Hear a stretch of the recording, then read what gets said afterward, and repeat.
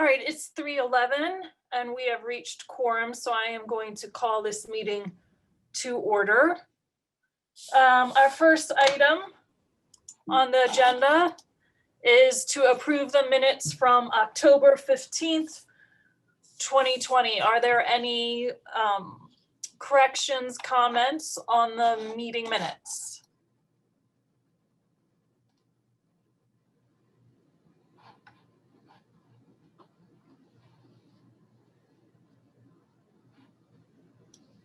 Are there any objections to approving the minutes as presented on our website?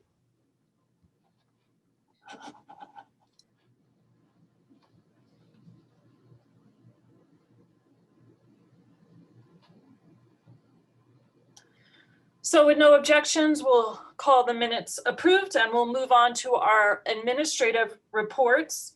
The Chancellor is unable to be with us today, but Dean Rutledge is going to fill in for him and give us an update on the search for a Vice Chancellor of Diversity. So I turn things over to Valerie Rutledge. Okay, thank you, Dr. Simmons. I just posted in the chat the link to the position and the information related to that position. So I hope you'll take a few minutes to review it. This is an executive leadership role where the person will sit on the executive leadership team and will hold the rank of Vice Chancellor.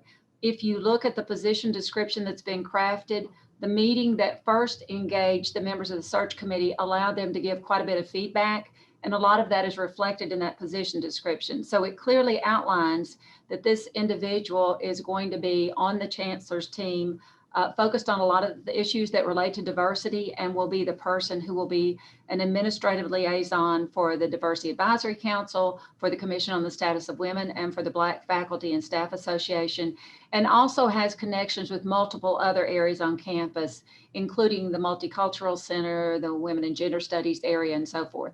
So the ability to focus very specifically on these things that are important to our campus was part of the reason that the Chancellor really felt this was a vital role that needed to be filled.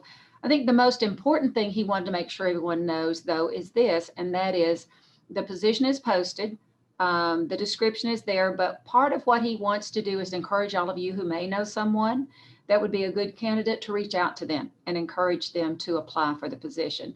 The review of the applications will not start for another couple of weeks because it has just been opened this week, but it will continue until right after the holiday because we all recognize with the holidays approaching, this may not be where people are looking right now as they're winding up this semester. Once that happens, that the initial applications have been reviewed and the first pool has been selected, we will follow a process that's very similar to what was conducted related to the Dean of Arts and Sciences. There will be a committee meeting where we review all of those applicants who have applied and have met the criteria. From those applicants, we will select those that we will Zoom. From those, we will select the ones that will be finalists. And at that point, the names will be known. It's the policy of the university not to distribute those names prior to the time that finalists are selected. Once that happens, the Chancellor hopes to be in a position where we're able to bring these people to campus because he believes it's vital for all of you to be able to meet the individuals. And also he would like to make sure that our community partners get a chance to interact with that individual as well. So it's up and running.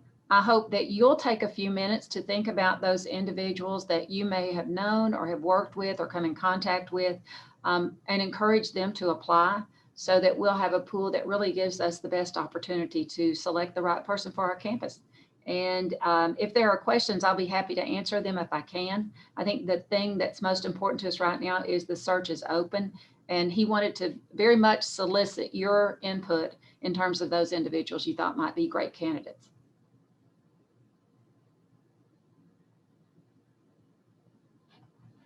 Any questions for Dean Rutledge?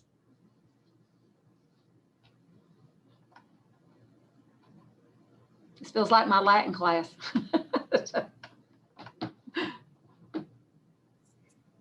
Okay, then we'll move on to Provost Hale.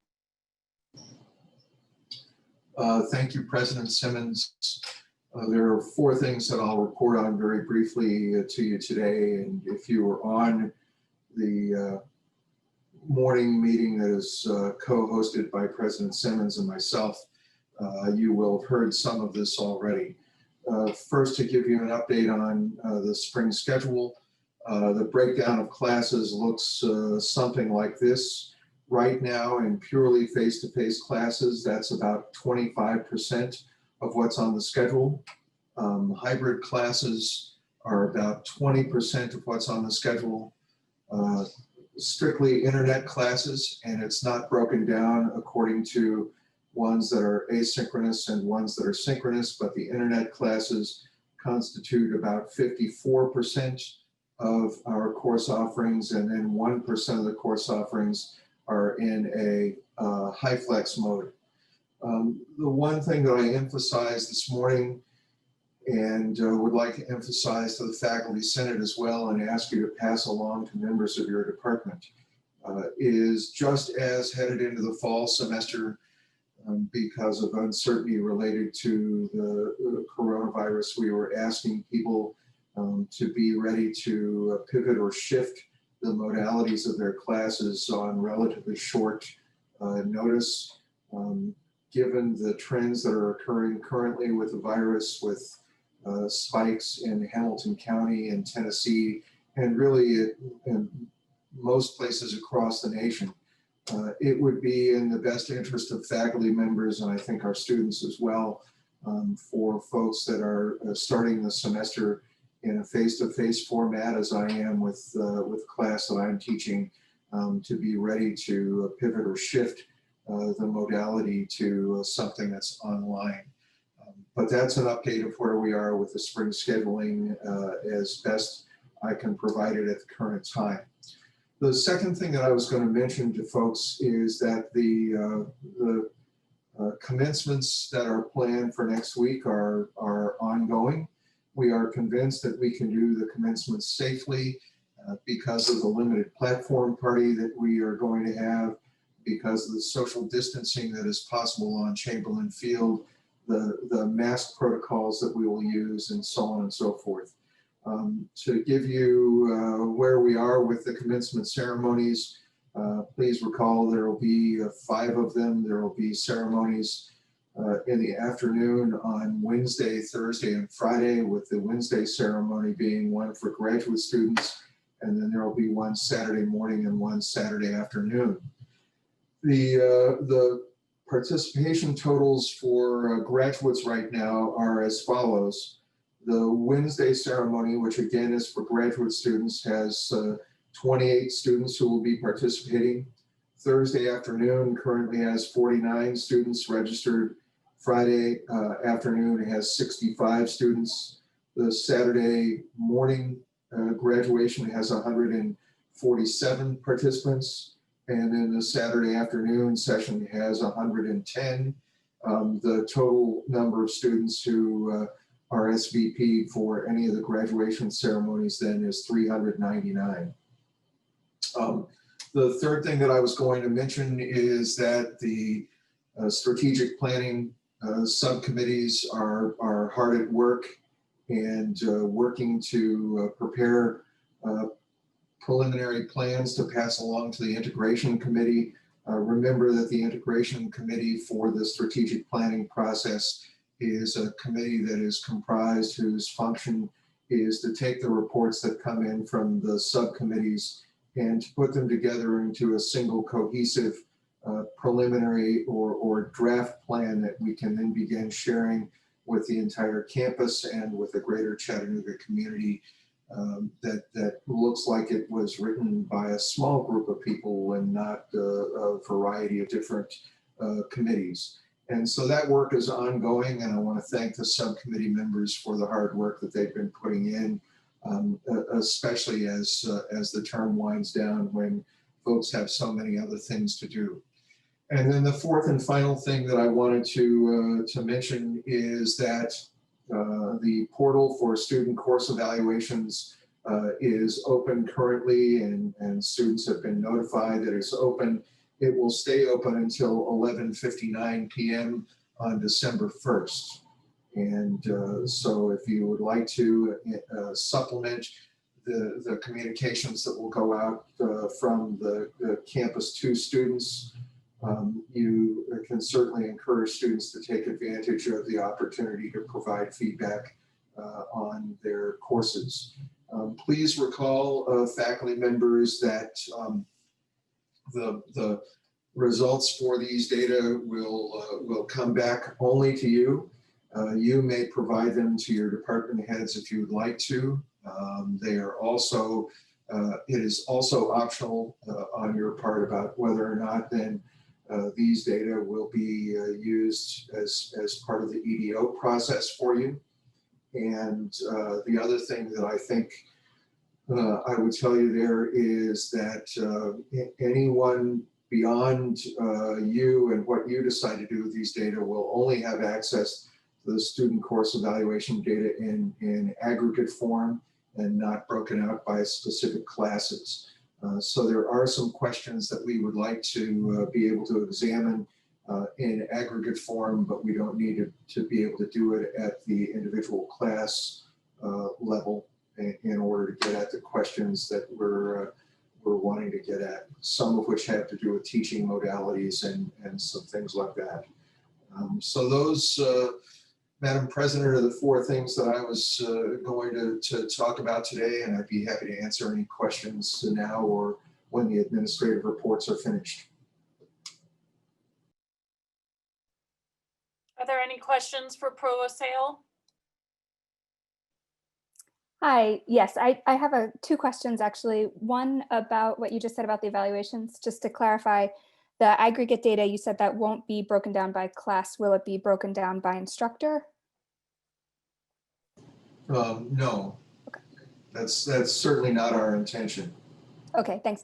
And then another question that was, a faculty member asked me to ask you if you could provide an update at the beginning of the semester, at the end of the summer, in response to the demonstrations, Black Lives Matter, in response to George Floyd's death and some of the student demonstrations. You had announced that you were going to be investing a lot of time this semester in efforts to start discussions on campus, engage in conversation with students about diversity on campus and in town. And I was asked to ask you if you could provide us with an update on where that work stands, what your plans are for the coming semester. I can give you a response as it relates to academic affairs. You may recall that in response to the events that were happening across the nation, the chancellor gave each of the vice chancellors a set of marching orders and things to try to accomplish as they related to academic affairs. It was a review of the curriculum, and what I asked the deans to provide to me was a list of courses in their prospective colleges or units that related either to diversity and inclusion or that related to social justice issues. Those have been provided to me. I am compiling a report. It is quite a lengthy list of courses. I think for the upcoming semester, what I intend to do is to convene a committee of faculty members, staff members, and students to help me cull down or pare down the number of courses. There are some courses, for example, where issues related to diversity and inclusion might come up very briefly, but they're certainly not a focal point of the course or course content. And what I want to do is to pare down the list of courses that we receive, which includes hundreds of courses, into ones where that content is more central to the delivery of the course and to the content of the course. And then to begin to have some discussions about whether or not we can construct a social justice minor that would be an interdisciplinary one, and how we might go about administering such a minor on campus. As far as what's happening with the other vice chancellors and the charges that they were given by the chancellor, I will confess I do not know where they are at this particular time, but that's up to the minute in terms of academic affairs. Thank you. Provost Hill, what advice would you give to the RTP committees and department heads for evaluating teaching as student evaluations are not likely to be used? Well, what I would hope that departments would do anyway, because for all of the formative feedback that those student evaluations can provide, they are not without their pitfalls and shortfalls in certain ways. And what I hope departments will do as part of the evaluation of teaching is to come up with a variety of different metrics that can be used in order to do that. The tenure and promotion process currently requires peer evaluations of teaching, for example, and I have advised in all of the meetings since I've been on campus for faculty members to request to have those done, and for department heads to try to ensure that they are done on a periodic basis and that they don't just wait until someone decides that they're going to go up either for promotion or for tenure or promotion and then rush to have some done. So I think there are a variety of things that we can do. We can have people review the course materials of their colleagues and offer formative feedback related to course materials. We can include peer evaluations of instruction and a variety of other tools that can be available as well. And I think the more metrics or more measures that we have, the better it is for our faculty in general, because to find consistency across a variety of different metrics would provide a very compelling case, I would think, for reappointment, tenure, or promotion. Thank you.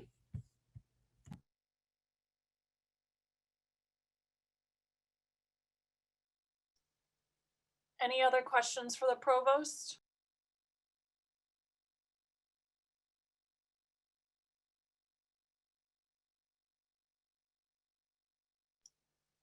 Thank you, Provost Hale. Are there any other administrative reports?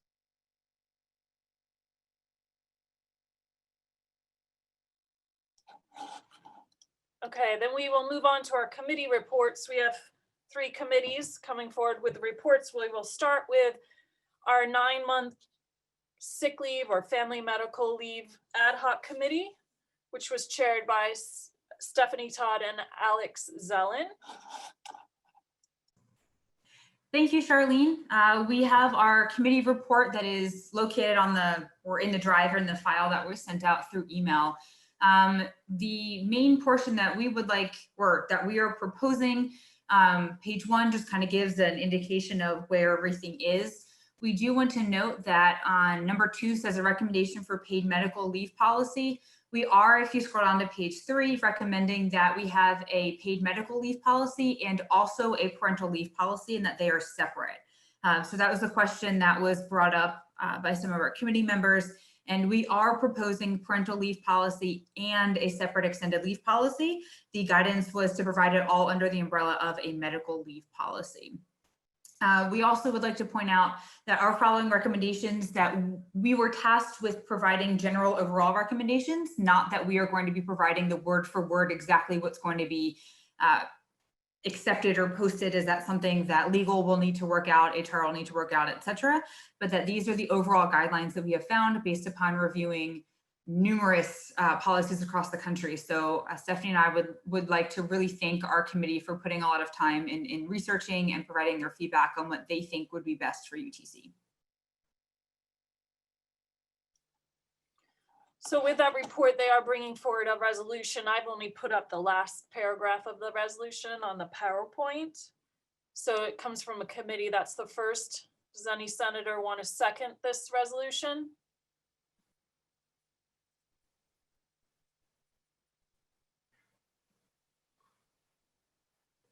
I'll second. All right, so we have a second. So now we'll enter discussion. So thoughts, comments, questions related to the report and resolution?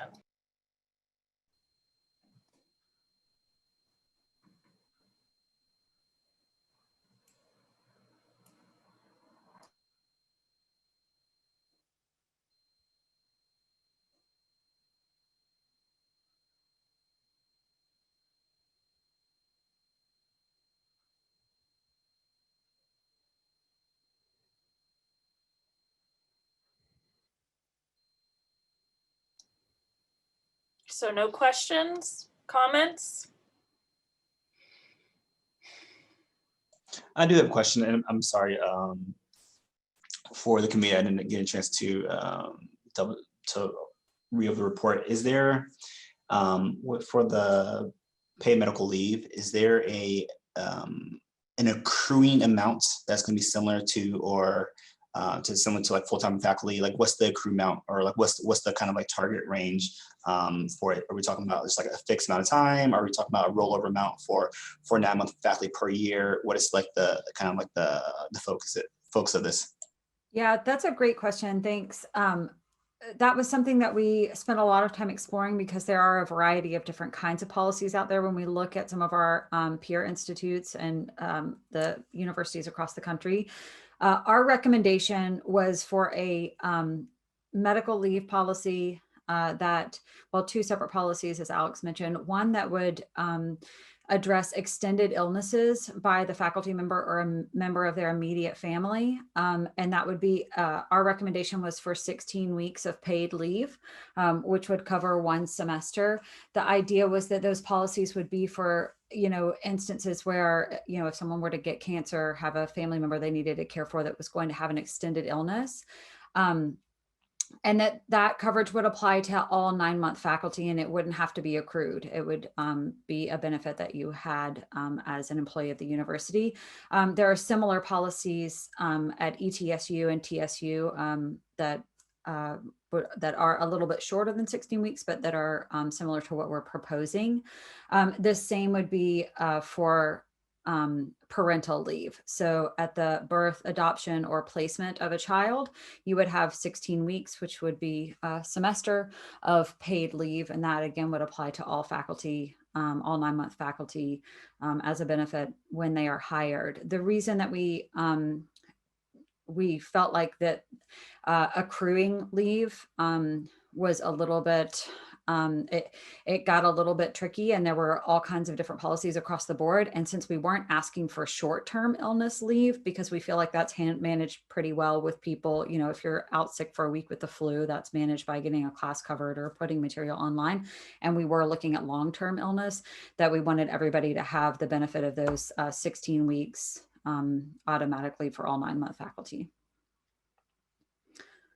Again, I want to emphasize, though, we did not draft specific language for a policy. We just made a recommendation based on some of the policies that we saw at our peer institutes. I have a question about the definition of immediate family as specifying a spouse. Is there a reason that spouse is specified, and would somebody have to be legally married in order to get a benefit? Julia, that's a great question. No, it probably should be partner in our state. So I think we could make that. The reason is I believe that the language as it currently exists for 12-month faculty says spouse, which is when we were doing the resolution, we were just using the same language for the policy that was already in place for 12-month faculty. But you're right, that change probably should be made for a policy going forward. Thank you. I will note that in the HR for the system, it is labeled as spouse, child, or parent. But I think, Charlene, right, in our recommendation, we could recommend that it be for partner, child, or parent. Or, yeah. Yes. Yeah. So do you want that to say partner instead of spouse in the resolution? You're muted, Stephanie, but I can make that change. Sorry, yes, I think so. Okay. Thanks, Julia. Excuse me, is there any estimate of what the cost is? So that's a good question. It's a question that comes up every time this is any kind of leave for 9-month faculty is discussed at any of the many other committees that I try to discuss this at. My reply is going to be, how much does it cost to cover all the 12-month faculty and staff? So I'll be frank with all of you. 9-month faculty at the UT campuses are the only state employees that have no access to any type of guaranteed paid leave, family medical leave. Everyone else, including 9-month faculty at the Tennessee, other LGI TBR schools, are accruing sick leave. And then sick leave turns into family medical leave for whatever period you've accrued or can put into the sick leave pool. So will it cost something? It costs something, possibly. We're already somewhat covering the cost because there's an ad hoc system where some people are already getting 16 weeks, some people aren't. Yes, there would be a cost, but my question would be, isn't it a good cost of doing business? It's a cost we cover on the vast majority of employees of the UT system in the state of Tennessee. I was going to say, it kind of gets to our competitiveness when you look at retention of faculty. If you aren't offering something like this in our system and other universities are, it's good. It's just one more variable that faculty will consider when they are looking at leaving or staying. So I think if UTC wants to compete and stay competitive in that market, then they need to look at every edge that's possible. And this is clearly one of them. So I kind of echo Charlene's sentiments. One of our committee members also had pointed out that when all of the Tennessee state schools were all part of one system, that UTC had this leave. But then when the UT system kind of separated from like MTSU, ETSU, that MTSU, ETSU, they took the leave policy with them and UT dropped it. And I've, especially for other women who are applying for jobs, they are much more likely to be going towards schools that have family leave policies. And that's also can be found in organizations in the workplace as well, not just at universities. So to remain competitive, as echoed, it is needed. It also demonstrates that we support women and families, which is a kind of a great thing to support. Charlene, I've got a question.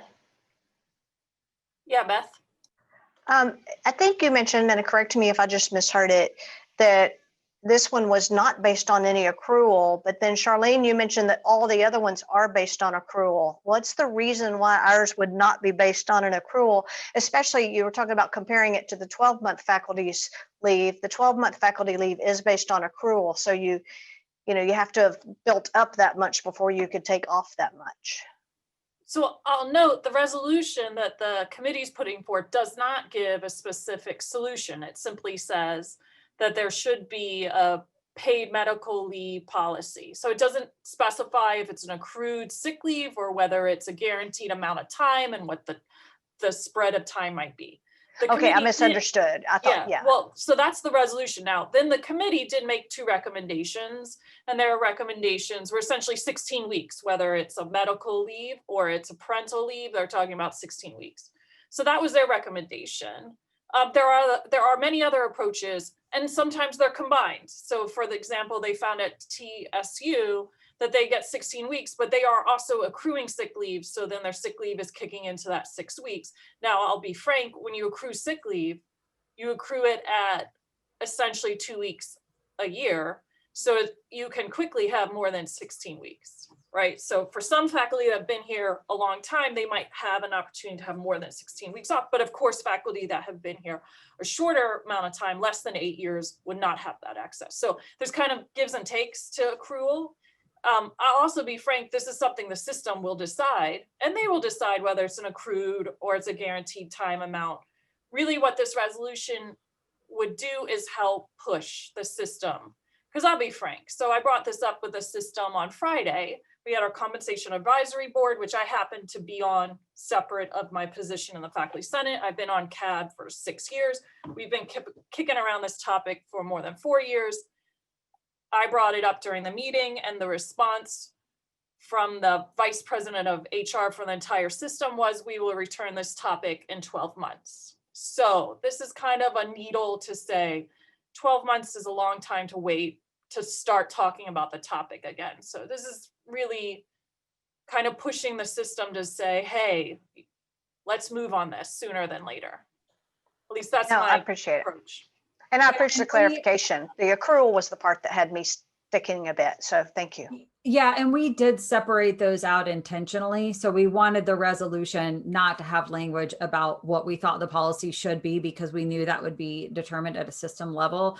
Some of the reasons that Charlene mentioned are the reasons why we decided as a committee against the accrual policy, because it does take for a lot of people a long time to accrue enough leave, particularly if you're talking about family leave. It doesn't, having 2 weeks of maternity leave or paternity leave isn't terribly helpful, as anyone who's ever had a newborn knows. And so that, and a lot of times too, the accrued leave caps out. Even if you have been here for 20 years, some of the policies that we looked at capped you at a certain amount. I don't know specifically that ETSU and TSU's policies did. Charlene's shaking her head, so maybe not. But I know that some of the other universities that we looked at, they had a max amount that you could accrue. In the UT system, employees who do get sick leave can accrue endless supplies of sick Okay. leave. And I'll say at retirement, and this is something for the system to contend with, at retirement, you don't get paid out sick leave, but if you are in the pension system, it goes to years of service credit. So there's actually a financial impact for 9-month faculty who retire on the pension. They're losing money because they have not accrued a significant amount of sick leave. But that's really a whole nother issue for the system to work through. Here, we're just at the very basic, which is, can we have some form of leave? And you, the system, decide if that's going to be accrued sick leave or some other system. And I'll be honest, one of the reasons that we didn't look at like a daily sick bank policy is because there are some universities that have like a daily sick bank policy, and they will require faculty to report, like every half day that they take off, and that comes off of their sick leave. And so every time I had a friend that taught at a university that required her to be there 5 days a week, all day. And if she left for, an afternoon, she had to report that, and that came out of her sick bank. And so, we were a little bit hesitant to start a policy that had people counting their hours, since our schedules as faculty don't really always fit into that 9 to 5 format. So that was a reason why we steered away from a sick bank where you accrued numbers of days towards sick leave. If COVID has also taught us anything, is that we can easily put something online super quickly, and that it is okay, right? So having you're out with the flu, you're out with the cold. I threw my back out 2 weeks ago, and I physically could not leave the couch, but I was able to Zoom from my couch and could hold class that way. But according to kind of accruing sick leave, it would have had to count as a sick day, even though it could have kept going. We also recommended the 16 weeks because it would cover an entire semester. I know, for instance, in the psych department, when we had one of our faculty member diagnosed with cancer and then pass away shortly thereafter, we all scrambled, but we all definitely made sure that his class was covered. And that's not necessarily guaranteed for any other, like for specialized classes. It was intro to psych class. And so by taking off an entire semester, that also places kind of an ease on who's teaching what and kind of continuity with the students as well.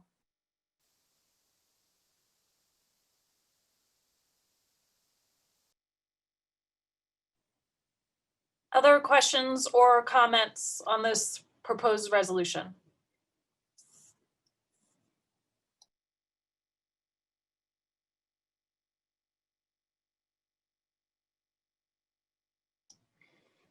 Okay, then let's put it to a vote. So for the senators, you can open up your participants window. So at the bottom, you should see participants as a button, and then you open up your participants panel and you'll see a yes and a no box. So if you could vote either yes or no, if you don't vote, we'll take that as an abstention. But if you can take a moment to vote. Charlene, sorry, are we voting on the language as it is on the screen or with spouse change to partner? Spouse will be changed to partner. Okay, not to belabor the point.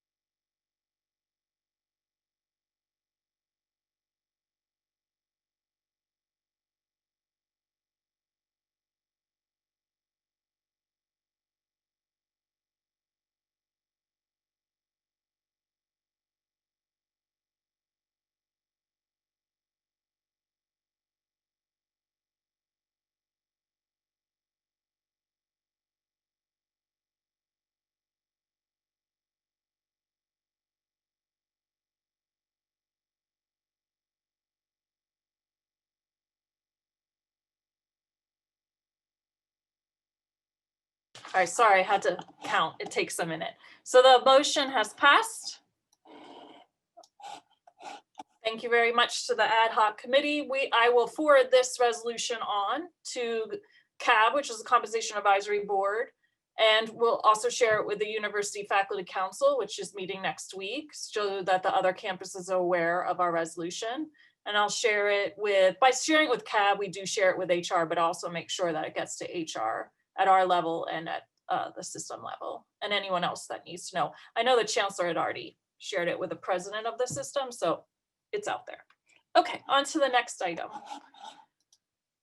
Our next committee report comes from the Faculty Rating of Administration, and Amy Warren couldn't be here today, so she asked me to present her items.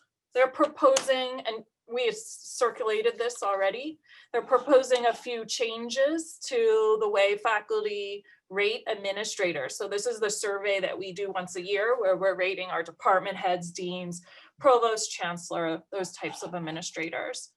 One is they want to include all faculty. Currently, adjuncts are not included in the survey, but they would like to add adjuncts to the survey. They were also going to make 2 additions and one change of wording to items that are in the core questions, and these are questions that are used every year. And then they were also proposing adding another section with some additional questions that were related to pandemic response, and that would be for this year. I think we could revisit it next year if they still need to be included in there, but they had a pandemic section. So, so this is a motion coming from the committee because in the bylaws, we do have to approve their changes. So do we have a second related to these changes? I'll second. Thank you, Tammy. All right, so now we'll open it to discussion, questions.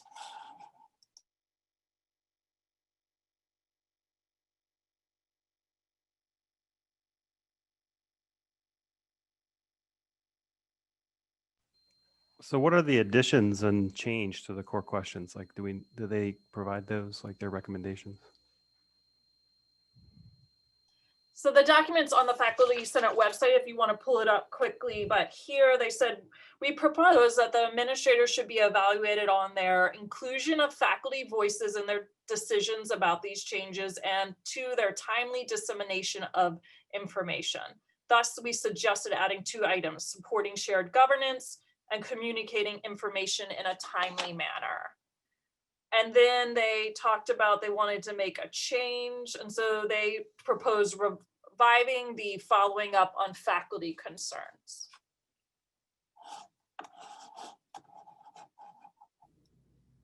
I don't know if any other committee members are here or not, but I'm curious about I'm suspicious of the inclusion of adjunct faculty in these reports. That is partly because I think as an administrator, I would want to know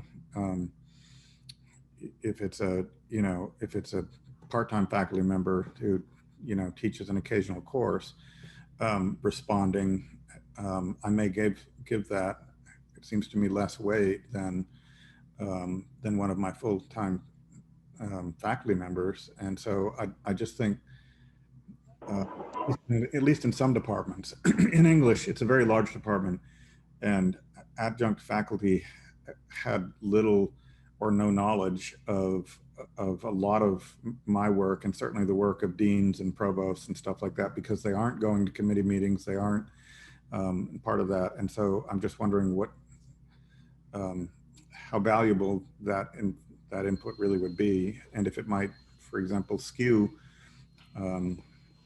the evaluations that the administrator is looking at. But I don't know. Maybe there's 2 possibilities with that. One, I think the current evaluation, if I'm correct, it allows people to respond with no knowledge, right? Like they don't have knowledge of that. So it's a question they feel that they're not adequately knowledgeable to answer. They can choose that as an option. So they're not forced into answering it.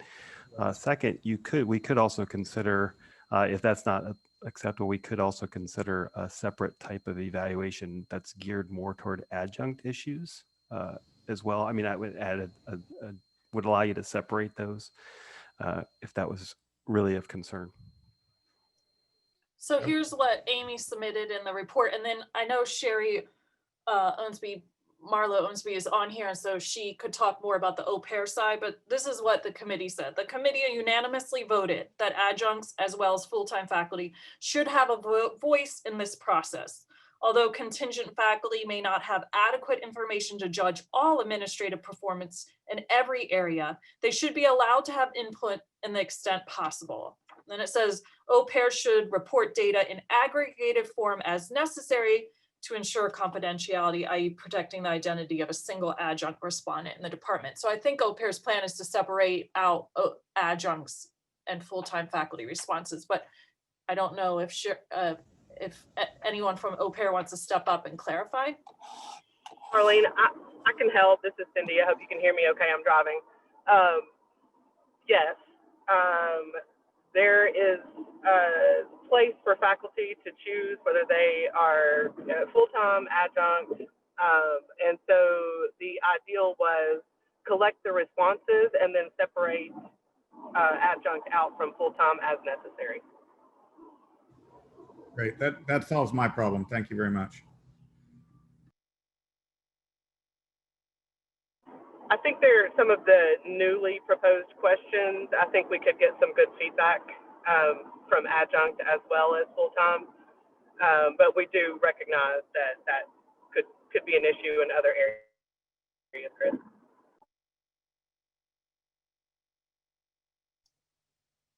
Other questions, comments, concerns?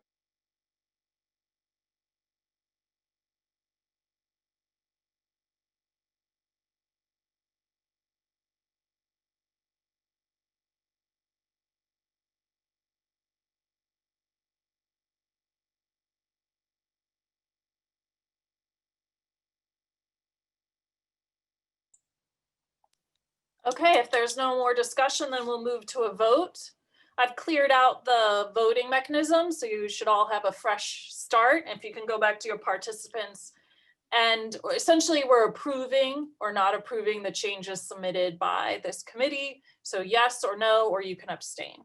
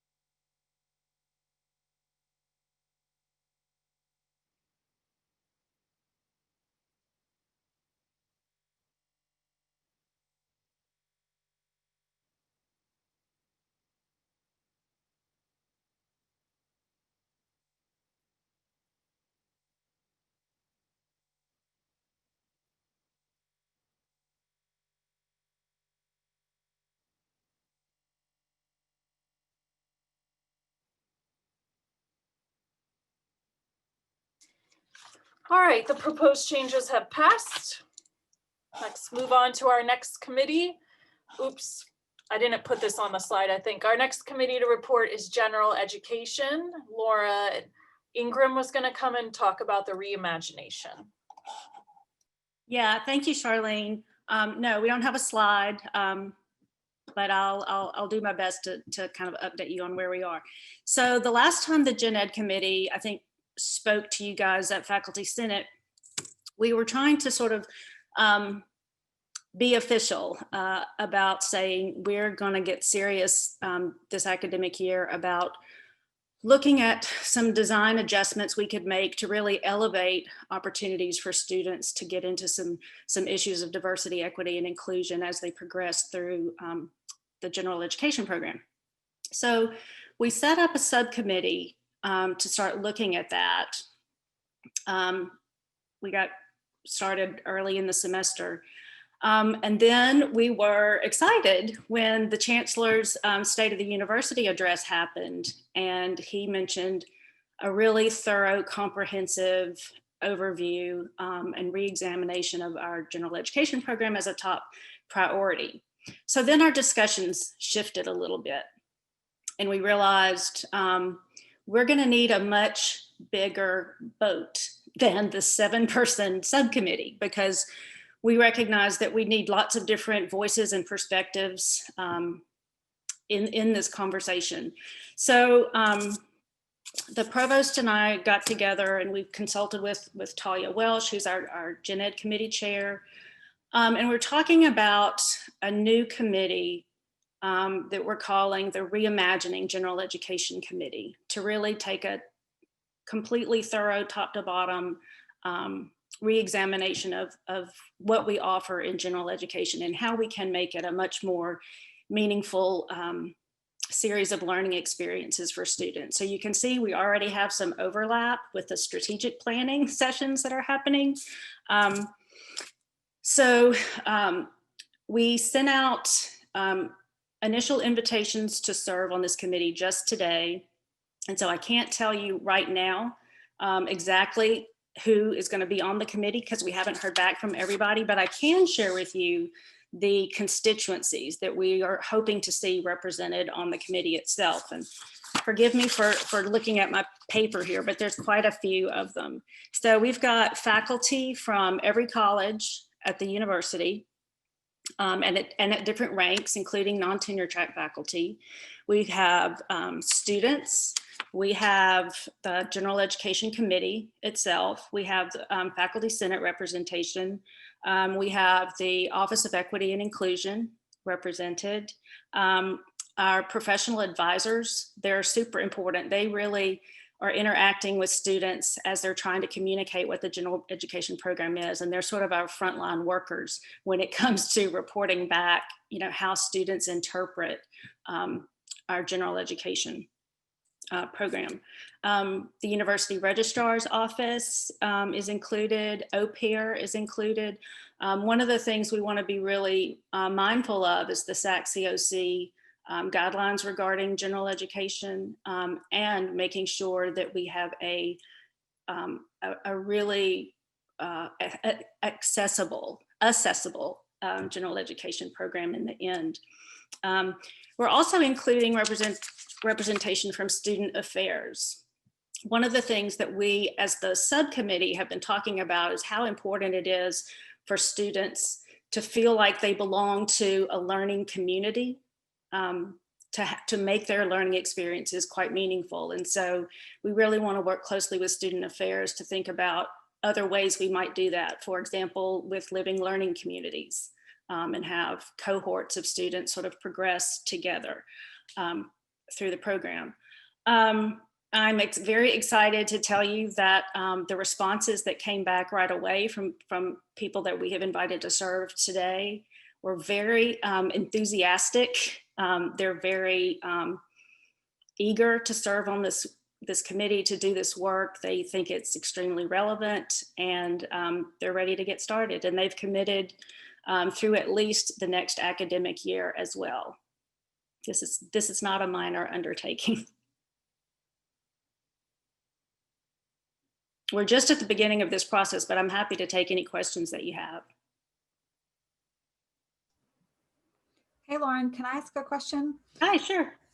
So this is something, I'm on the Diversity, Inclusion, and Culture Subcommittee for the strategic plan. And I was chatting with Tiffany the other day about one of the things that I know the provost mentioned that hundreds of classes were submitted that said that they, tackle diversity inclusion issues.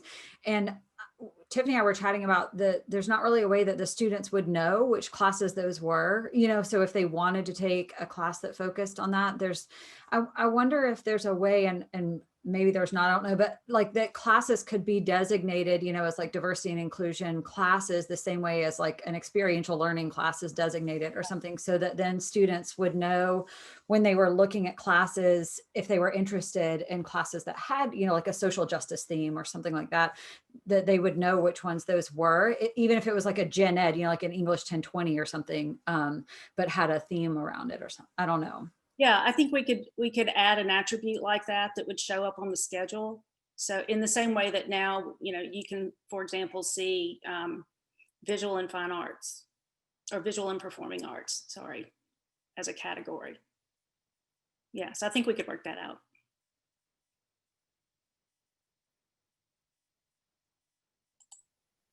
Other questions or comments for Laura and Ingram?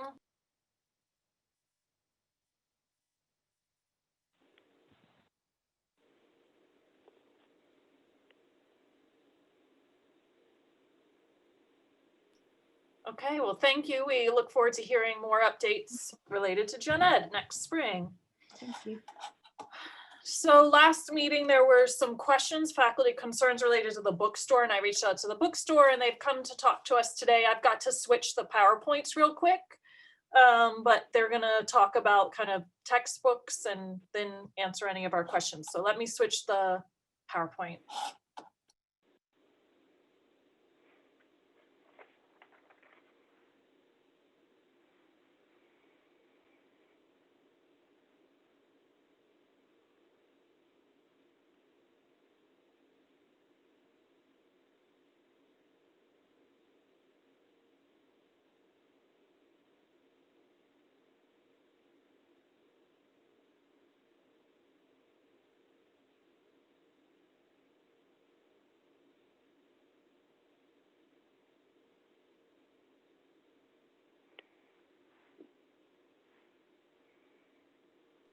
Now we're ready. I don't know if Kelly is speaking. Yeah, I'm on. This is Kelly Wright. Okay. Hey, thank you all. It's nice to have an opportunity to speak with you all today to discuss the book order due dates for the book information requests. Holly was with us, but she had to go, so it's just me here with you this afternoon to go over why we set the book order due dates when we do. If you want to advance to the next slide for me, please. So the question that we have been getting, for years is why so early? Why are the due dates set? We set the book order due dates 2 to 3 weeks prior to the students registering for the upcoming term. By doing this gives us time at the bookstore to get those orders confirmed into the system so that when the students begin the registration and pre-registration process, they are able to view the book information. And the other thing that is of utmost importance is by having the book information available at the time of registration and pre-registration for students, we are in compliance with the HEOA, which is the Higher Education Opportunity Act. If you can advance to the next slide for me, please. The HEOA textbook provision was implemented to ensure that students have access to affordable course materials. In order to provide our students with the most affordable materials, HEOA recommends that all parties, which include faculty, students, administrators, bookstores, distributors, and publishers, work together to identify the opportunities where we can decrease the cost of textbooks for our students, for the required and recommended and supplemental materials, while continuing to support the academic freedom of faculty members to select quality course materials. If you can advance to the next slide, please.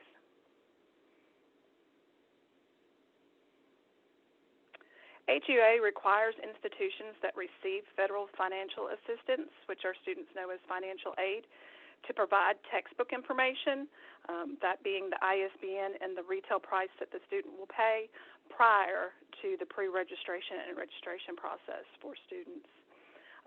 Currently, students can locate the book information for their course during the registration process through the course schedule by clicking on the course title, and then over on the left-hand side, there's a bookstore link, and then another UTC bookstore link.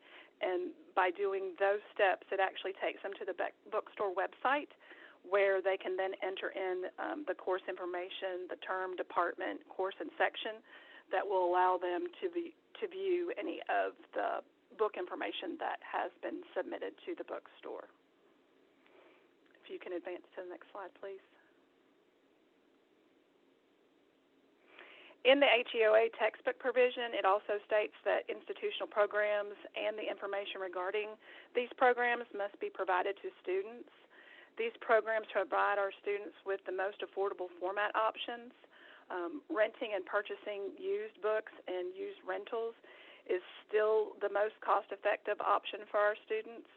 For this fall semester, we rented nearly 10,000 books, and without a book adoption for the upcoming semester, we won't be able to keep those books if they're being reused on our campus. And in this time of the pandemic, it is very difficult to get used books.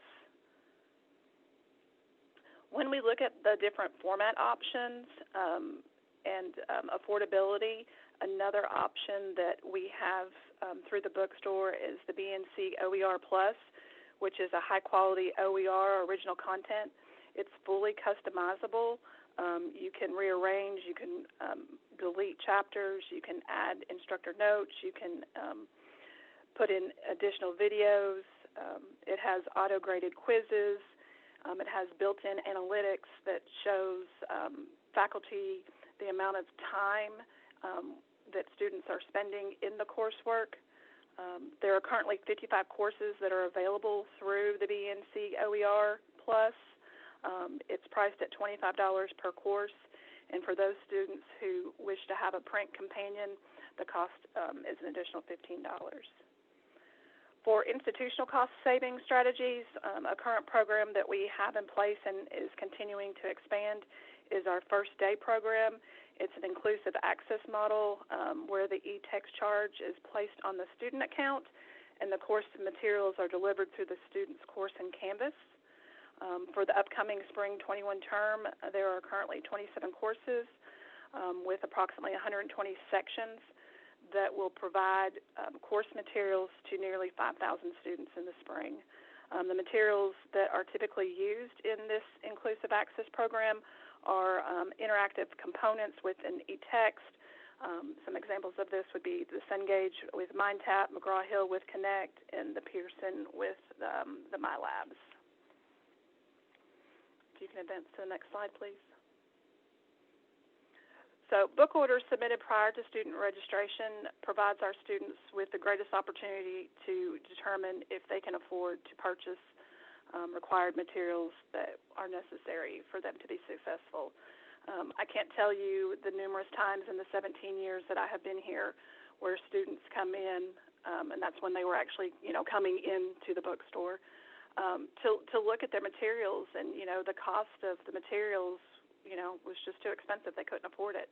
And still to this day, about 52% of students, don't buy textbooks due to the cost of them. If you can advance to the next slide, please. So early book orders provide our students with the best opportunity to be prepared on the first day of class.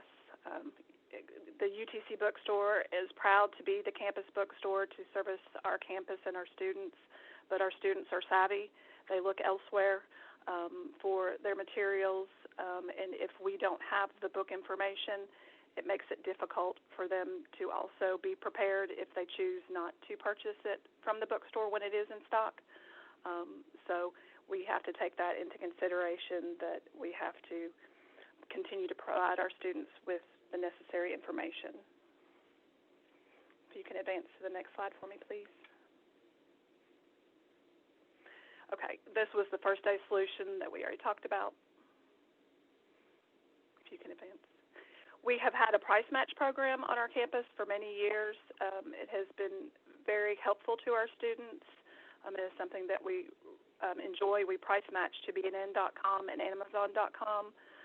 It does exclude the third-party sellers and marketplace sellers just because we can't verify that what they are providing is the same materials.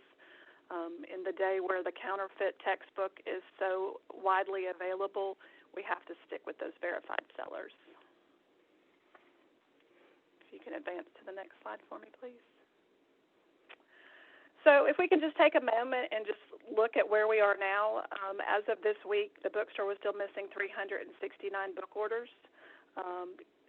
Due to the pandemic, we're continuing to experience the reduced working capacities with the publishers, as well as experiencing longer shipping times with our freight companies.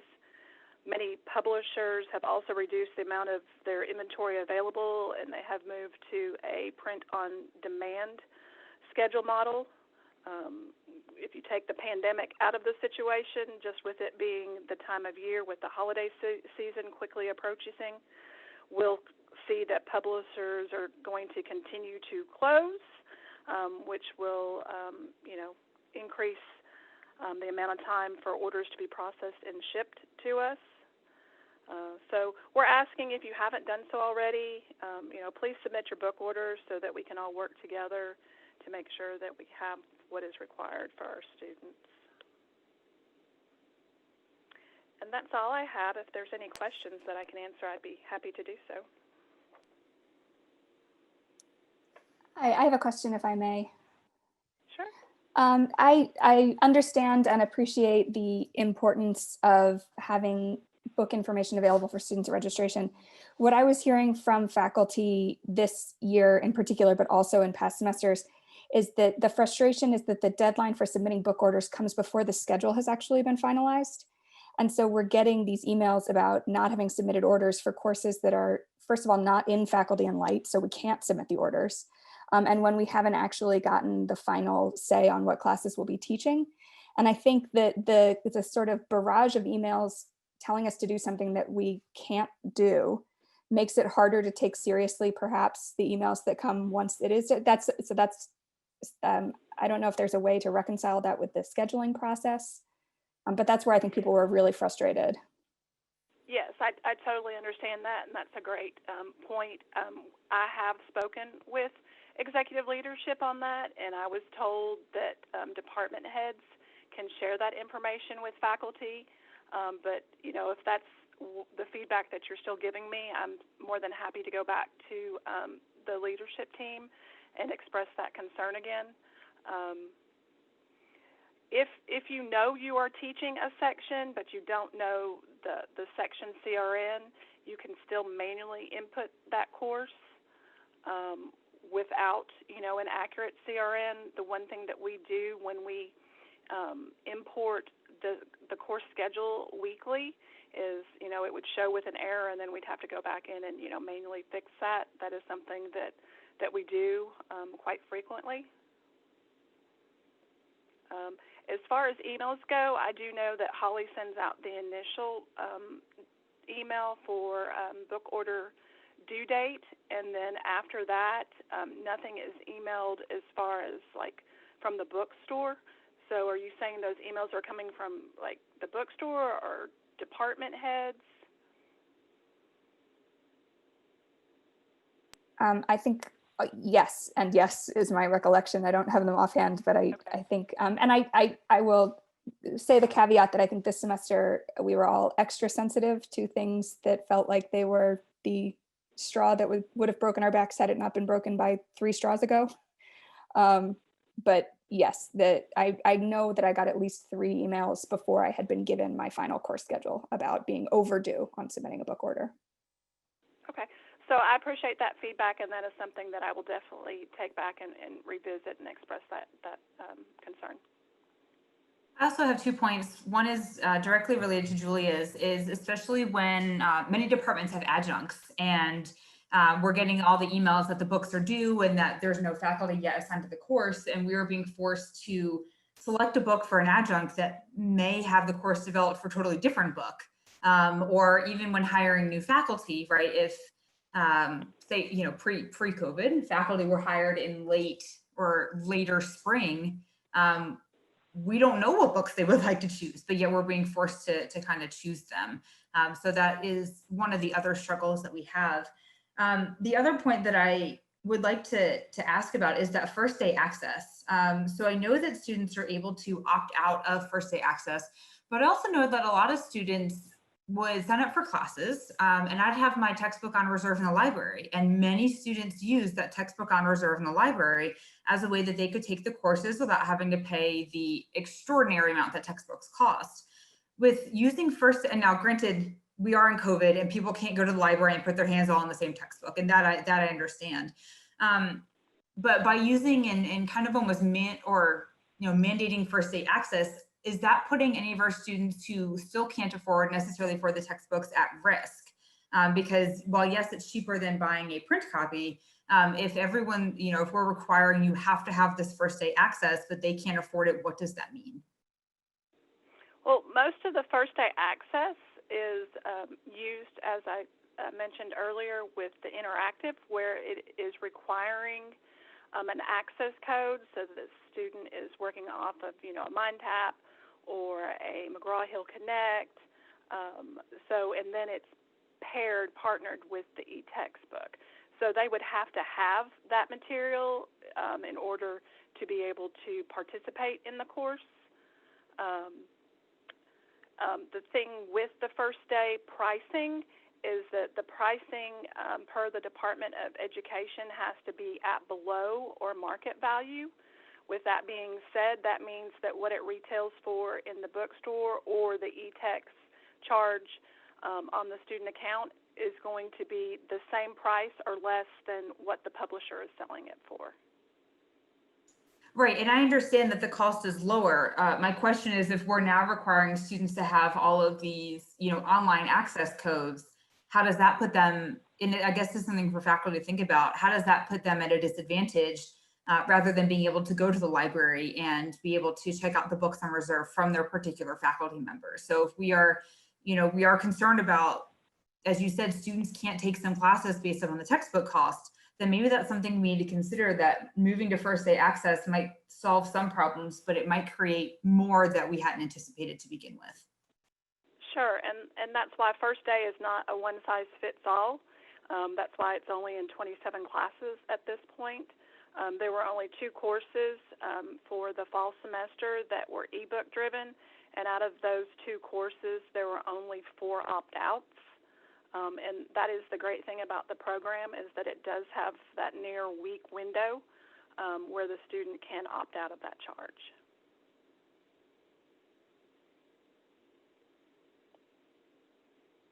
Did that get you the answer that you were looking for? Yes, I just think it goes into, if they opt out, then can they not get all the access that they need? Like, it's just something for us as faculty to consider, that it might seem easier, but in reality, it may end up costing more money. That's all. Well, I think it's nothing the bookstore is doing. Sure. No, I understand that. I'm just saying that the benefit with the first day is because, 97% of the courses that are currently in the program require that interactive, and because that is the required tool and you cannot be in that class without that, that's why that material makes sense to be in a first day class. Is it going to make sense for, all classes that want to do an ebook with it? No. But, it's something with faculty choice, being able to offer that to the students. I will say this, out of the 5,600 students that were in it for the fall semester, there were like 132 students that opted out.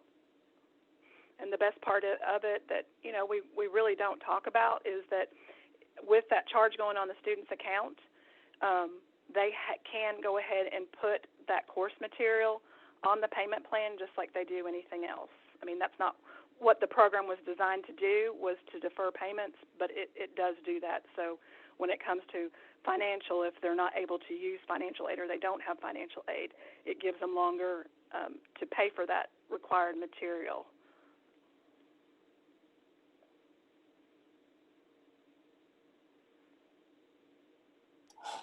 Any other questions for Kelly? I have a question. This is coming from a colleague who is not able to ask the question at the moment. I'm in the English department. In two classes that this colleague has had, there has been a book on the that is a required book for their course, and they were not able to buy the book for whatever reasons from the bookstore. So they went to the library to check the book out, but they were not allowed to check the book out, and they were told at the time it was because the book was a required book for their course. And I'm trying to get a better understanding on what's happening. That is, from what I understand from my colleague, that has happened in 2 different semesters for 2 different courses. So this I guess wasn't a fluke thing that happened like once. I'm just trying to get an understanding for my colleague on that.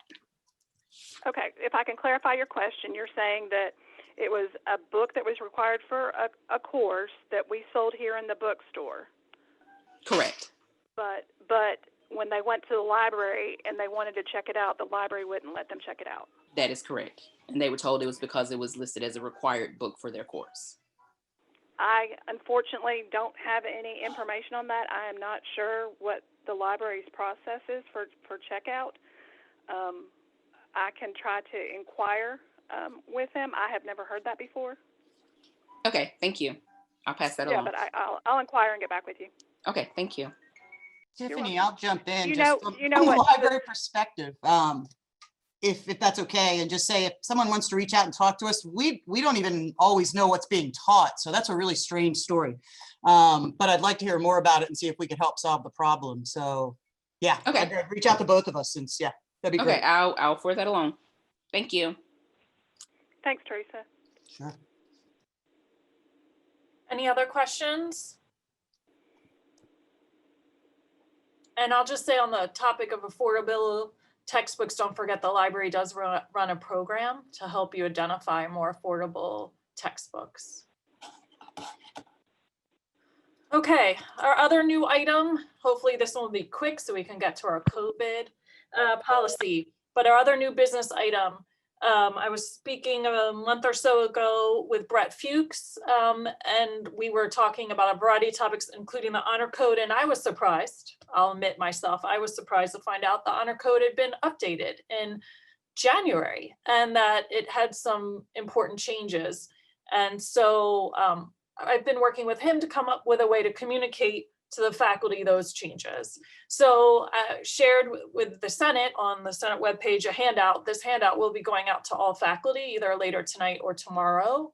And it's just a very brief 2-page summary of the honor code and particularly how we can deal with honor code violations, because this is where that change comes. So if you believe a student has violated the honor code and want to pursue it, you have 2 options to pursue it. You can request a formal hearing through the Office of Student Conduct, or you can come to your own resolution with the student, but here is the important part. This is going to be a change for some faculty. If you resolve it on your own, you must enter into a resolution agreement, also known as a waiver. The student must agree to it. They must physically sign the waiver, and the waiver must be turned in to the Office of Student Conduct. The details are outlined in the handout, I should say the handout. And in even more detailed in the honor code, which there's a link to that in the handout. I think this is a bit of a change to some of the practice that's been going on here, whether it was a right practice or a wrong practice. For a long time, faculty were resolving these issues on their own and not reporting them and not having official waivers signed. That is a potential violation of students' due process. And so we need to pursue one of these 2 options if we are going to pursue an honor code violation and punish a student. Because if you make a change to a student's grade and you don't pursue one of these 2 options, you have infringed on their due process rights. So that's the intent of the handout, is just to kind of make everyone aware that a major change to the honor code did take place in January. And just so that we're all aware that we need to either do a formal hearing or come to a resolution on our own, but have the student sign it and submit it. I know Brett Fuchs is on the call. I don't know if he wants to correct me if I got anything wrong or follow up and say anything else. No, I think everything that you said, Charlene, is perfectly accurate. I think most faculty were doing many of these things already. Some just were doing them informally. And again, If you don't want to change the grade, if you're just having an informal conversation with the student, perfectly fine. We also still have an option to informally report those things so we can share those out with faculty. As we have previously shared, we're also happy to share, if you call, if students had any previous academic integrity violations, so you can make the best decision for your class, as well as walk you through the process, put students through the process, however it may be, help with the waivers, whatever the situation may be. We're trying to make it as easy as possible.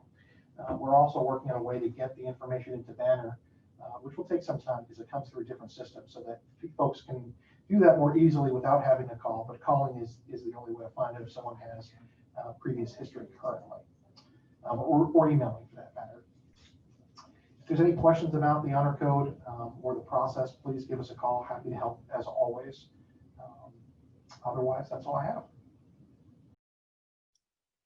So do we have any questions related to the honor code for Brett, or any comments about the handout I made? I just have one question in regards to the waiver.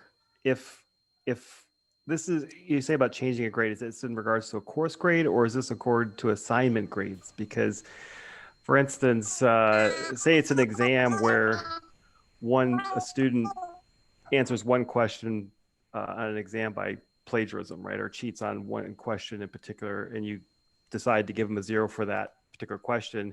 Is that now, because I have to go through this process, I'm affecting their grade, that I have to go through a waiver, or is it only in terms of impacting a course grade? Because if not, that's going to drive a lot of paperwork, or it may drive a lot of paperwork. Yeah, it's any grade that you're going to change because of an academic integrity violation. This has technically been the rule for a long time. We just didn't always follow it per se. But again, it's only if you're changing the grade because of an academic integrity violation, not because you're marking a student wrong, because the answer itself is just wrong. But if there is an academic integrity issue, so if they plagiarize and you're going to mark the student off, you do need to report that as a violation. Again, in 9 times out of 10, students can sign the waiver and be done with it. But in the very rare circumstance they don't accept, that's when they'd have to go to a hearing, or if you're just not sure. So yeah, sometimes it will just be paperwork. The form is also available online to make it very quick and easy, so that you don't have to go through the full-length process. Or you can just send it over to us and we'll go through the paperwork with the student if you prefer. Okay, thank you for that clarification. Any other questions or comments? Brett, it might be helpful if there's examples of what is considered academic integrity violations for faculty, just so they can make sure that they're following the process. Sure, I'll be happy to put that out there. I would never venture to go and tell you what a violation would be, but certainly there's great examples out there. And that also comes into question sometimes when things are referred to a board, because there's different interpretations, certainly by different faculty members. But the code also outlines more clearly than it did before, because there were no definitions before of what a violation is. So that's part of the update. The code hadn't previously been updated since the 1970s.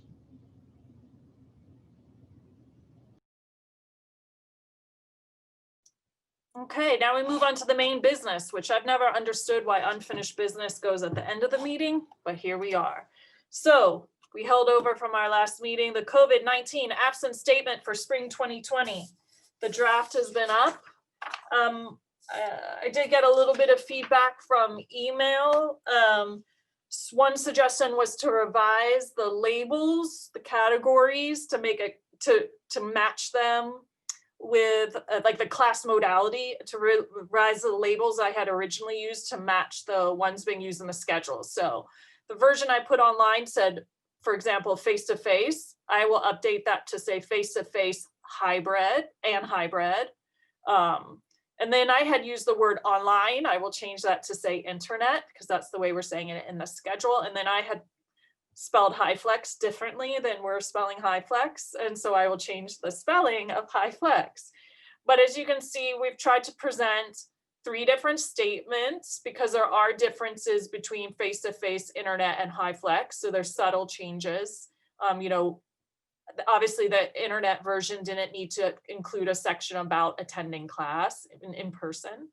And then we tried to provide it both in first person and third person so that you could find the one that fits your schedule. So that's up on the Senate webpage. I didn't want to put it all on one slide because it's quite lengthy, but I'll take any questions, comments, concerns.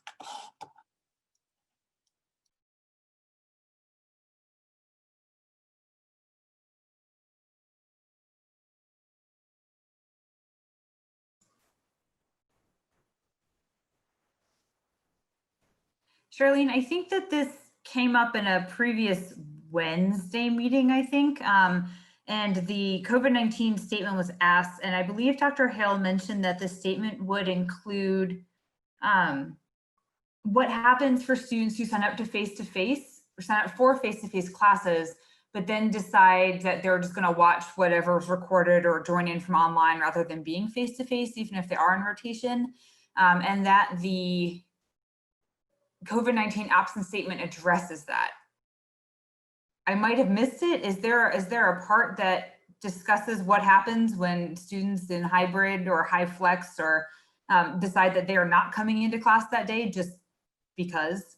Yeah, so you know, we're trying to keep this short, the statement overall. So sometimes it's one sentence deals with this.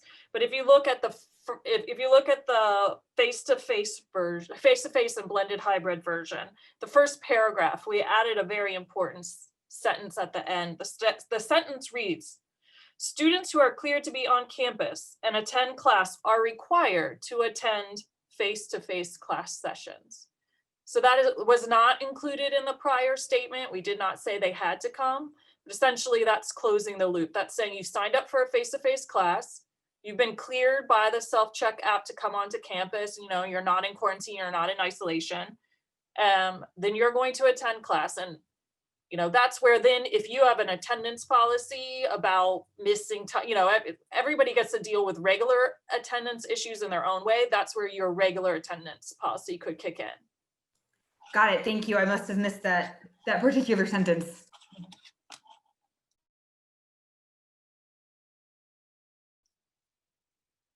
Other questions, suggested changes, etc.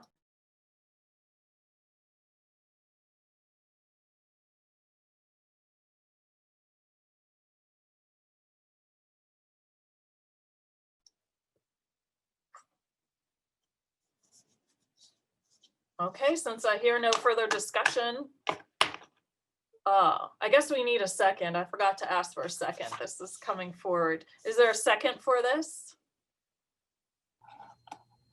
I'll second. Okay, I'll take Ethan on that one because he popped up with his fabulous Simpsons background. All right, so we'll do I've cleared out the voting. So if you can go back to your participant panel, vote yes or no, or abstain by not voting.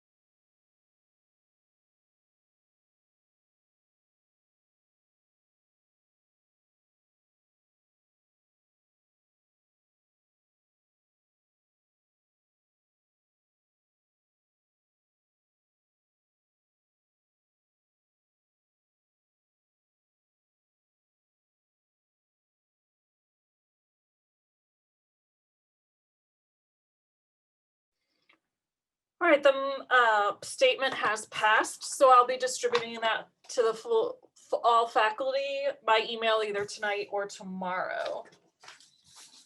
All right, next we're on to faculty concerns. So I open the floor to any faculty concerns. Charlene, I have one. So this was brought to me by a faculty in my college. It's in regards to promotion and tenure and appeals process. Currently, the way the faculty handbook reads, in order to initiate an appeal with the FARC, it requires this the faculty member who was denied promotion and or tenure to request that appeal through the FARC. And it's been put forward as a possible change to the handbook, I guess would be required, that appeal would be automatic instead of having a faculty requiring to do the appeal process. And the main reason is a lot of faculty who are in that, some of the faculty who are in that situation fear retaliation or backlash that may come from them seeking that process, versus if something happens, it gets up to that level, it would just be an automatic review by the FARC for any person denied promotion and or tenure. I can forward that along to the handbook committee to look at. Okay, thank I you. know they need to do some other FARC language updates, and so I'll send that along to the committee to consider. Are you also going to do that for reappointments? Yeah, I'll tell it for RTP in general. Yes. Good point, Matt. Thank you. Other faculty concerns? Yeah, I have a concern I've heard from a few faculty and staff also about the administrative closure. So 9-month faculty, we've gotten an extended winter break essentially, but 12-month faculty and staff and other people who are expected to report to campus over winter break have not gotten any sort of official extension on their break. And so I think some people are wondering if, even though, you know, that's set by the system and we probably can't extend the official administrative holiday, if there could be more done to and make it so that offices don't necessarily have to be physically open, that maybe more 12-month faculty and staff could work from home, or make arrangements to have a bit of a longer break. So this is a safety issue for one thing, given that a lot of people might be traveling or seeing more people than usual over the holidays. This might be a good way to keep the spread of COVID on campus a little more under control. Also, you know, just giving a little more of a break to very deserving colleagues here on campus. So that's a concern I've heard from several people about that. So that's about the administrative holiday. And if, even though we can't extend that officially, if we could do more to kind of maybe unofficially extend that, at least for some of our 12-month faculty and colleagues who are also staff members as well. Your concerns noted. The chancellor's not here to respond. I'll say that he has responded in many other venues and said that he did ask the president. It is not feasible to extend the holiday, but he has told each vice chancellor to work with their divisions to look at work from home agreements and how we can keep business continuity but minimize the number of people on campus. I don't know if Provost Hale wants to talk about what he's doing for academic affairs. He spoke this morning about his plan. President Simmons, I think you summarized the chancellor's statements quite well, and I've been in consultation with the deans. The only thing that we still have outstanding before we push something out to the faculty and staff and academic affairs is trying to figure out if there will be a schedule by which academic buildings will close and be open only to swipe access, and a period of time when all of the students except those who will be staying in the residence halls over the holiday period will be gone, so that we can have a better idea of exactly what the proper time frame is to do that. But Ethan, we will be extending pretty liberal, I think, work from home arrangements for faculty and staff in order to maintain business continuity. If the buildings are going to be open, then we'll staff with a skeletal staff for academic affairs, for all of academic affairs. But you're right with regard to the safety issues, and the safety issues extend beyond just the spread of COVID-19. They also include, having a very limited number of people in very large buildings and things like that. So there is on-campus safety at the same time there's pandemic safety. So you may report to your colleagues who've raised the issue that they can expect something soon for approved work from home arrangements. Thank you very much. I really appreciate it. Other faculty concerns?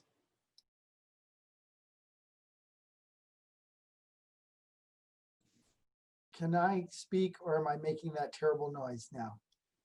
You're good, Hill. We can understand you now. I really wanted to ask a question before, but I couldn't. I'm gonna change the subject real quick because I need your advice, and I don't have anybody to talk to about this as a group. So here's what happened. I heard something distressing the other day from a colleague who I can't tell you who it is, but it was a junior colleague, someone on the tenure track, who was terrified of honor court. And I tried to tell this person, don't be terrified of honor court, you'll win. and they were just terrified that they would not only lose if they went to honor court, and it was about cheating. They had caught cheaters in their class, but they weren't going to press charges. They weren't going to do anything about it because they were worried about retaliation from the system. In other words, that the system was rigged against them and that it would impact negatively their chances for tenure and promotion. And as a senior faculty, how do I respond to that? What am I supposed to say to that person? I'll speak on my own personal experience because as somebody that has taught a large quantity of students, I've had a surprisingly large number of honor court hearings. And so there was one semester where I had 20 students have hearings in a row. So I got to know Brett real well that semester. I'll say this, honor court hearings are closed by nature because of FERPA, right? So nobody in my department knows that I took 20 students in one semester. I told my department head, but I told the department head, she or he, I can't remember which department head it was at the time, didn't automatically know that I was taking 20 students to honor court. So, RTP committees don't know. I don't know whether faculty have ever gone to honor court before or not. Whether you win or not, I've had mixed results. I could go on about those for hours, but I'll just say I've had mixed results. It's really easy to win a plagiarism case, a little harder to prove cheating, but it hasn't stopped me from continuing to take people when I thought it was appropriate. So I would just say it's a confidential process. It is not reported to department heads or RTP committees. So no one knows that you've been there other than the few faculty that might be in the hearing, and they're bound by confidentiality. So I don't know if Brett Fuchs wants to explain the confidentiality any further, but I mean, it is a confidential process. I can jump in and just say I was a department head for 5 years and I never was aware of who had an honor court case or who didn't unless somebody came to me and told me about it, nor did I ever worry about it or ever think about it in terms of promotion or whatever, nor am I aware of any RTP committee ever worrying themselves about this issue. So that's. I have colleagues who have had bad experiences, and I think it comes less from formal retaliation from departments and more from students creating an environment of real harassment, whether that's escalating things to the department. So the student disclosing things that maybe we would assume students wouldn't care to disclose, but that they do. And I know there have been people that I talked to, other junior faculty who have had very bad experiences with that in the past. I think that some of the cases where I had heard of really bad experiences, I think these new definitions and the new policy that Brett was talking about are actually going to be really helpful. I think it has, I think some of the problems that people have had in the past stemmed from just a lack of shared understanding between honor court members and students and faculty about what counted as a violation and what the definitions were. But I do get the anxiety. It's not a pleasant, nobody wants to have to do it. So specifically it was, oh, they're going to write something harmful on their evaluation of instruction that will hurt me. Something untrue or harmful. And apparently it already happened. Well, I think students will often write things on evaluations that aren't true on regular days, and it doesn't have to be an honor court violation. But I do think department heads and administrators do have enough intelligence to realize this. And so, and I've been on honor court, and like everybody else, I've won and I've lost, and I do think that these policies will help, especially those serving on the honor court committee, understand better as to what their obligations are and what really is an honor court violation. Because I think sometimes the problems lie in the people who are serving on the committee don't really understand what is a violation. But I would tell your junior faculty he or she doesn't have anything to really be afraid of. Thank you. That's helpful. Dr. Osborne wrote a question in the chat, and I wanted to call people's attention to it. I asked Matt if he could answer. Sorry, Matt. Hannah's question: what's the best way to respond to Hannah's question of students who are who are in internet-based courses listed as synchronous, and they can't come to class because they're going to work? So how do we as faculty handle that? The first question is, are we talking about planning for next semester? Are we talking about a class that the student's already in? If it's a class that is next semester, the student really needs to be directed to an advisor to work that out, or whether that's a faculty advisor or a staff advisor. That kind of, if they want to sign up for a synchronous course but can't make it because of a work schedule, they really should not be signing up for that course in the first place. And the amount to which a faculty member chooses to engage with a student who's already enrolled in a course and brings up this concern is really, as far as I'm concerned, up to the faculty member.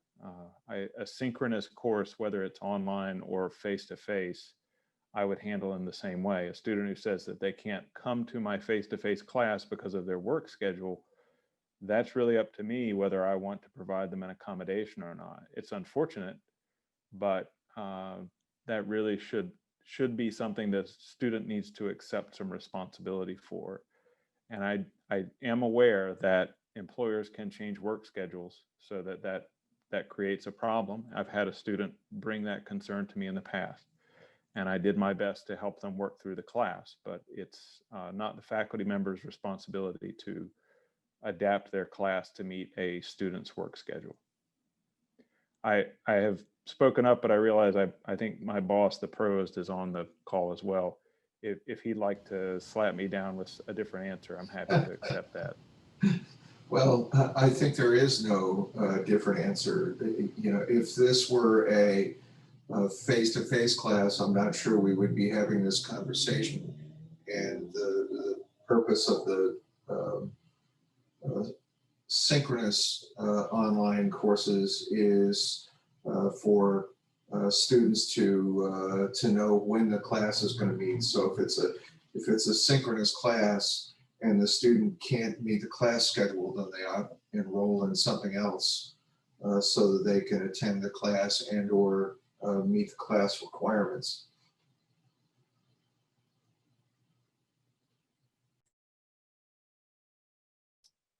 Any other faculty concerns?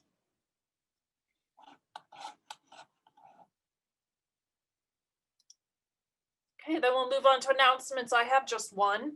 So we as a Senate belong to the Tennessee University Faculty Senates. Tammy and I represent UTC at Tufts.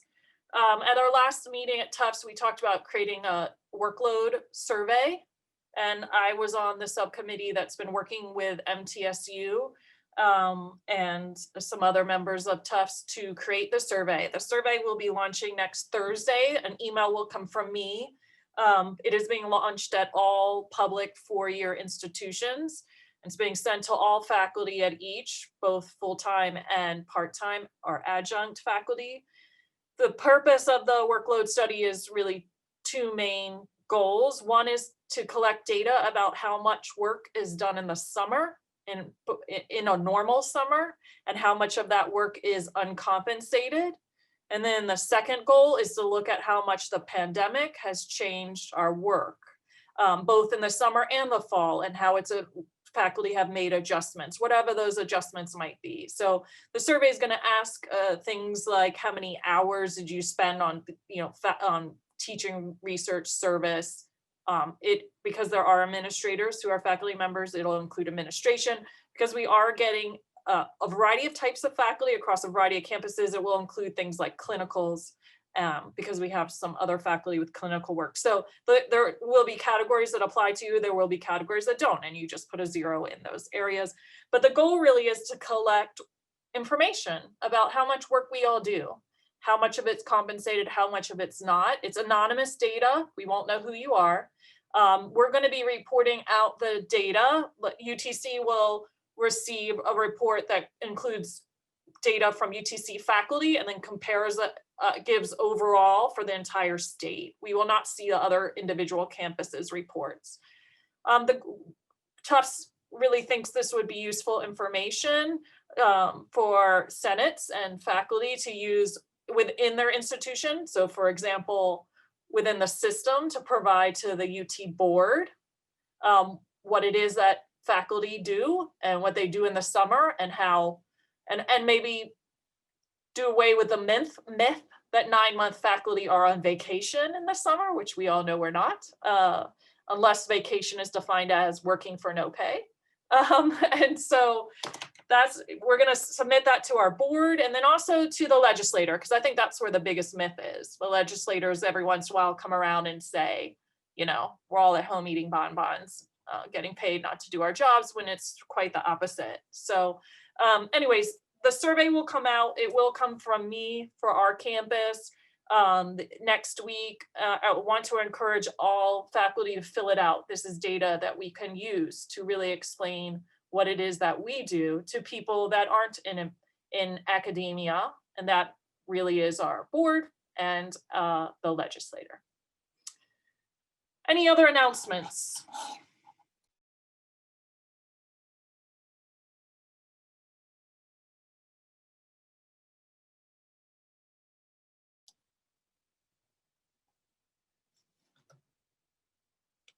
Okay, well then, do I have a motion to adjourn? I motion that we adjourn. All right, I also see Hill raising his hand. So we'll go first from Don and we'll do a second from Hill. Fabulous. We'll see you all in January. Enjoy your winter break. Bye, guys.